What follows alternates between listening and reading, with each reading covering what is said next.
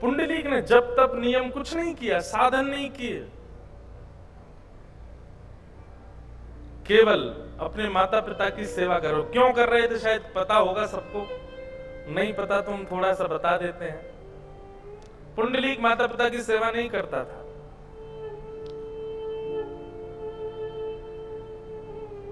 भक्ति में दो प्रकार के लोगों का प्रवेश होता है। मैं गलत भी हो सकता हूं लेकिन फिर भी बोल रहा हूं। भक्ति में दो प्रकार के लोगों का प्रवेश होता है। पहले वो जिनके पूर्व जन्म के संस्कार सुदृढ़ होते हैं, और दूसरे वो जो घोर नास्तिक होते हैं। भक्ति में ये दो ही लोग प्रवेश करते हैं। या तो पूर्व जन्म के संस्कार सुदृढ़ हैं तो भक्ति में प्रवेश हो जाएगा, किसी किसी को सिखाना नहीं पड़ता, अपने आप उसमें भक्ति आ जाती है, अपने आप उसको प्रेम आ जाता है, अपने आप उसके अंदर भाव आ जाते हैं। और किसी किसी को लाख सिखाओ फिर भी नहीं सीखता, लेकिन एक घटना उसके जीवन में ऐसी घटेगी कि पूरा जीवन परिवर्तित, और वो ऐसा भक्त बनता है ठाकुर जी का, पुंडलीक जैसा। तो पुंडलीक तो भगवान तो बहुत दूर की बात, माता पिता को ही कुछ नहीं मानता था। एक दिन त्रिवेणी संगम प्रयागराज में एक आश्रम में पुंडलीक सोया था। रात्रि पानी पीने के लिए जैसे उठ करके बाहर गए तो देखा परम सुंदरी 3 नारियां झाड़ू लगा रही, और ज्यों-ज्यों झाड़ू लगा रही हैं त्यों-त्यों उनका रूप कुरूप होता जा रहा है, वो उनका स्वरूप बिगड़ता जा रहा है। पुंडलीक ने देखा ये अभी तो इतनी सुंदर थी, अचानक से इनका रूप इतना विचित्र क्यों होता जा रहा है। पुंडलीक ने जाकर के उन तीनों के चरणों में प्रणाम करते हुए कहा कि आपका स्वरूप इतना सुंदर था फिर विचित्र क्यों हो गया। तीनों नारियां पुंडलीक को देख करके मुस्कुराने लगी, और कहीं देखते रहो, और देखते ही देखते थोड़ी देर और झाड़ू लगाते लगाते जैसे आश्रम के परिसर में आई तो तीनों का स्वरूप जो धूमिल हुआ था वो फिर से पवित्र होने लगा और फिर से सुंदर हो गए। पुंडलीक चरणों में गिर गया, बोले मुझे रहस्य बताइए ये क्या हुआ है। तो तीनों ने अपना परिचय दिया, हम त्रिवेणी हैं, गंगा यमुना और सरस्वती। संसार के लोग पूरे दिन हम में स्नान करते हैं, अपने पाप हम में ही छोड़ जाते हैं। उनके पाप को हम धारण करते हैं, इसलिए हमारा रूप कुरूप हो जाता है। तो तुमने जो हमारा कुरूप देखा वो संसार के पाप थे हमारे ऊपर। लेकिन जैसे ही आश्रम परिसर में आकर के हमने झाड़ू लगाना प्रारंभ किया, यहाँ रहने वाले भजनानंदी संत, यहाँ रहने वाले तप करने वाले संतों की चरण रज जब हमारे मस्तिष्क पर लगी, हमारे अंग पर लगी, तो हम फिर से हमारे सारे पाप नष्ट हो गए और हम पवित्र हो गए। ये हमारा नित्य का क्रम है। हम नित्य रात्रि में आश्रमों में जाकर के झाड़ू लगाती हैं और दिन भर के जितने पाप हमारे ऊपर संसार के लोग चढ़ा जाते हैं सब नष्ट कर देती हैं। पुंडलीक बोला संत चरण रज में इतनी सामर्थ्य है। बोले हाँ। पुंडलीक बोला तो मुझे क्या करना चाहिए, मैंने भी शायद जीवन में बहुत पाप किए हैं, उन पापों से निवृत्त होने के लिए मुझे भी आश्रमों में जाकर के संतों की चरण रज को सोहनी करनी चाहिए। त्रिवेणी ने कहा यदि संभव हो तो संतों के चरण रज की सोहनी करो। श्री गुरु चरण सरोज रज निज मन मुकुर सुधार, वरणौ रघुवर विमल यश जोदायक फल चार। श्री गुरु के चरणार बिंदों की रज, संत महापुरुषों की चरणों की रज में बहुत सामर्थ्य है पुंडलीक। यदि संभव हो तो संतों की चरण रज की सेवा करे, और संभव नहीं है तो घर में विराजमान माता पिता को ही सर्वस्व मान करके, लक्ष्मी नारायण मान करके यदि नित्य उनकी चरण रज ही माथे से लगा ले तो माता पिता के चरणों में प्रणाम करने से, उनकी चरणरज माथे से लगाने से, संतों को प्रणाम करने से भी अधिक फल प्राप्त हो जाता है। बस उसी दिन पुंडलीक का जो स्वभाव था, जो विचार था, जो बुद्धि थी, सब परिवर्तित हो गए। लौट करके आए और आकर के इसी चंद्रभागा नदी के तट पर छोटी सी कुटिया में पुंडलीक अपने माता पिता की सेवा करने लगे। जब पिता के चरण दबाते थे तो ये नहीं विचार करते थे कि मेरे पिता हैं, ये विचार करते कि यही परम तत्व भगवान नारायण हैं। उनके चरणों की सेवा करते थे। जब मां की सेवा करते तो यही विचार करते साक्षात रुक्माई हैं, साक्षात रुक्मणी मैया हैं, उन्हीं की सेवा कर रहा हूं।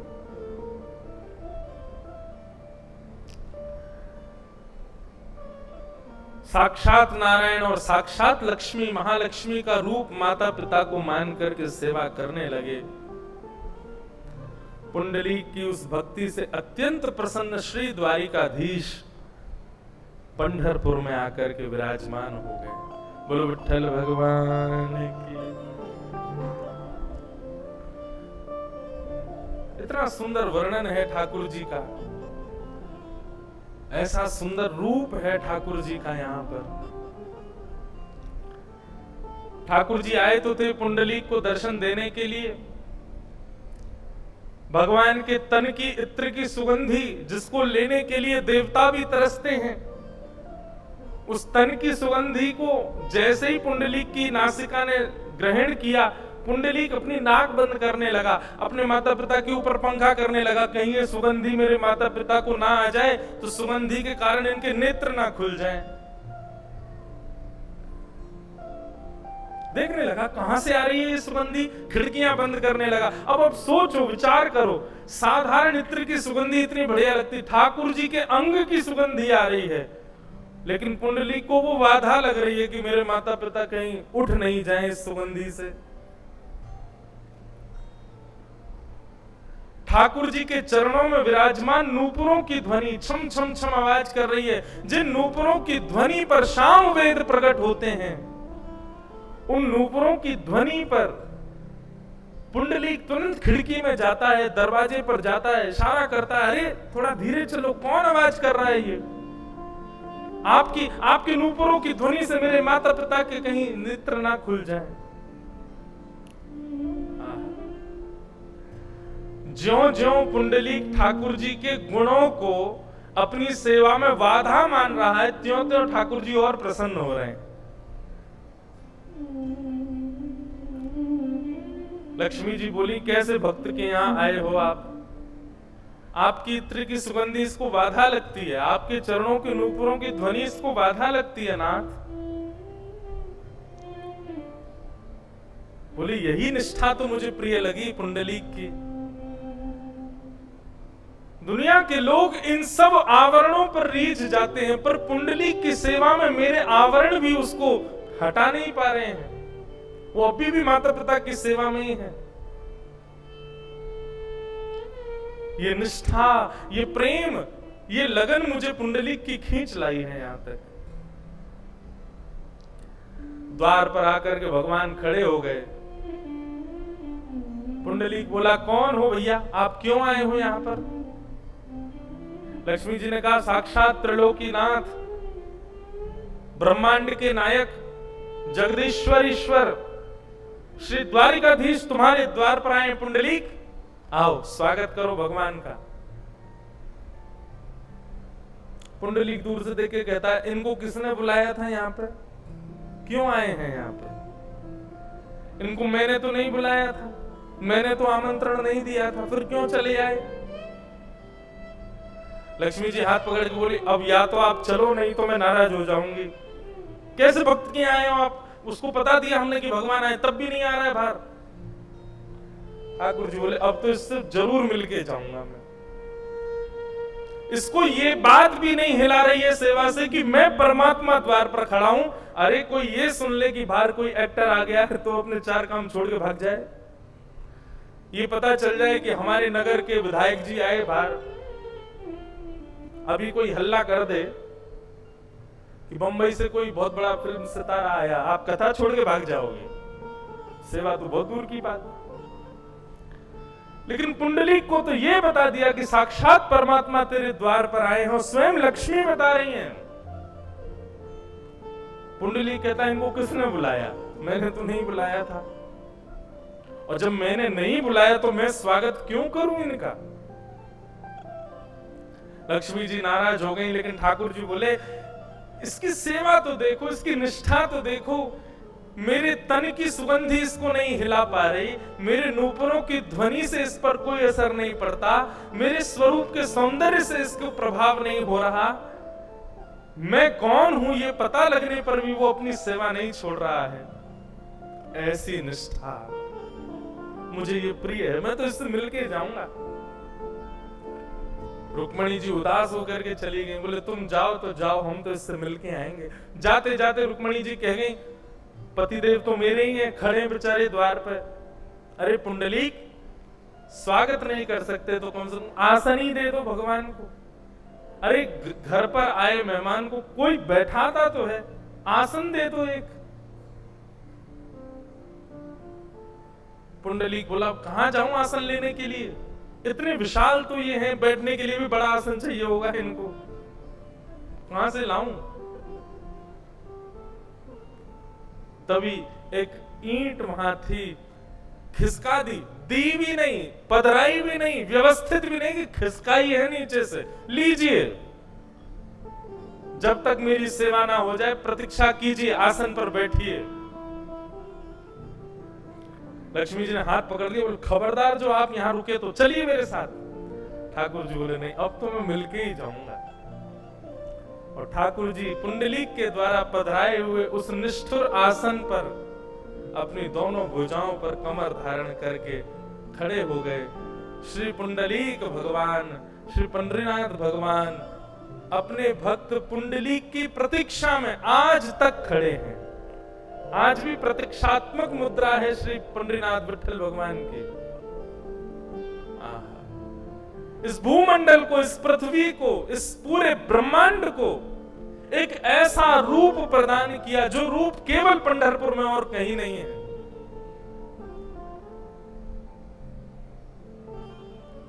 ईंट के ऊपर ठाकुर जी खड़े हैं, दोनों भुजा धारण करके, और मानो प्रतीक्षा कर रहे हैं कि पुंडलीक तू सेवा कर ले, तू निवृत्त हो जा, जब तू निवृत्त होगा तब मैं तेरे दर्शन, अब मुख से निकल तो ऐसा रहा है तब मैं तेरे दर्शन करूंगा, लेकिन ये कह भी दूं तो कोई अंतर नहीं। यहाँ पर भक्त प्रयास करते हैं पूरे ब्रह्मांड में ठाकुर जी के दर्शन के, लेकिन पंढरपुर एकमात्र ऐसा स्थान है जहां ठाकुर जी प्रयास कर रहे हैं भक्त के दर्शन के लिए। ऐसा ये पंढरपुर। अच्छा एक बात कहूं, भक्ति ऐसी ही होनी चाहिए। मैं प्रयास करता रहूं ठाकुर जी से मिलने के लिए तो समझो भी भक्ति सामान्य है, लेकिन भक्ति की स्थिति ऐसी हो जाए कि ठाकुर जी प्रयास करें मुझसे मिलने का, मेरे पास आने का, मेरे पास बैठने का।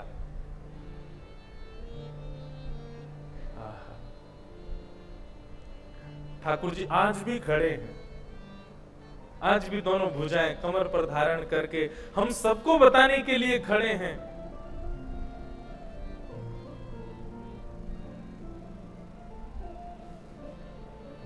बहुत भाव है। अब 7 दिन हम पे कुछ है ही नहीं, हम पे यही काम है, हम पंडरीनाथ भगवान के नए नए भाव ही बताते रहेंगे।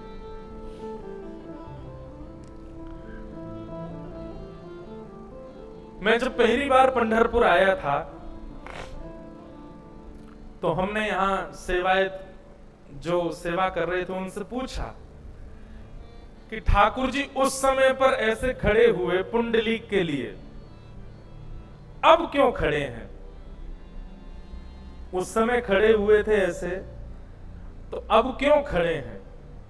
अब ऐसे खड़े होने का क्या अभिप्राय? अब हो जाएं सीधे, अपने हाथ वाथ सीधे कर लें, अब तो मिल लिए पुंडलीक से। है तो ये एक तर्क, लेकिन उन्होंने बहुत अच्छा उत्तर दिया। उन्होंने कहा महाराज जी आज भी पुंडलीक भगवान के लाखों भक्त दर्शन करने के लिए आते हैं। जिस प्रकार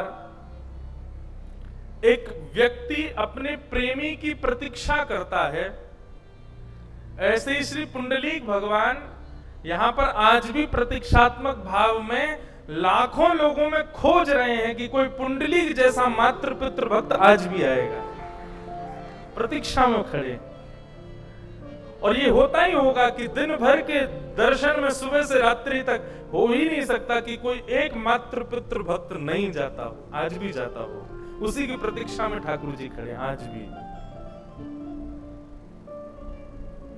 ऐसे हमारे श्री पंडरीनाथ भगवान।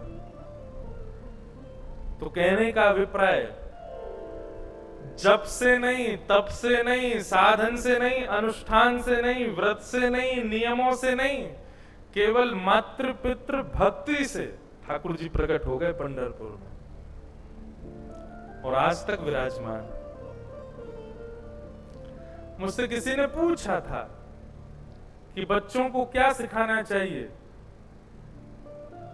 कई लोग, हम घरों में जाते हैं ना, छोटे छोटे बच्चों को आगे कर देते हैं, महाराज जी हमारा पुत्र है। अच्छा, महाराज जी को श्लोक सुनाओ, तो वो सुनाएगा सबसे पहले। जो नहीं सुनाना चाहिए वो सबसे पहले सुनाएगा क्या? गायत्री मंत्र। लगभग घरों में बच्चे गायत्री मंत्र जरूर सुनाते हैं। आपको हम बता दें, गायत्री मंत्र ऐसे नहीं बोलना चाहिए। गायत्री मंत्र के लिए गुरु आज्ञा आवश्यक है। गायत्री मंत्र के लिए यज्ञोपवीत संस्कार आवश्यक है। गायत्री किसी गुरु के द्वारा दी जाती है, तभी अधिकार प्राप्त होता है आपको बोलने का। गायत्री करने वाले को त्रिकाल संध्या करनी पड़ती है। उसके अतिरिक्त यदि आप गायत्री मंत्र बोलते हैं तो उसका फिर प्रभाव अच्छा नहीं होता। कोई दोष नहीं है, पर सबका एक नियम होता है। ऐसे गायत्री का भी एक नियम है। आप सुबह सुबह नहाने जा रहे हो, सोई वो चला देते हैं। कई घरों में वो होता है ना, एक स्पीकर जैसा लगा रहता है, उसमें कंटिन्यू चलता रहता है, उसमें गायत्री मंत्र ही चल रहा है। आप नहा रहे हो, धो रहे हो, दांत मांज रहे हो, गायत्री मंत्र चल रहा है घर में।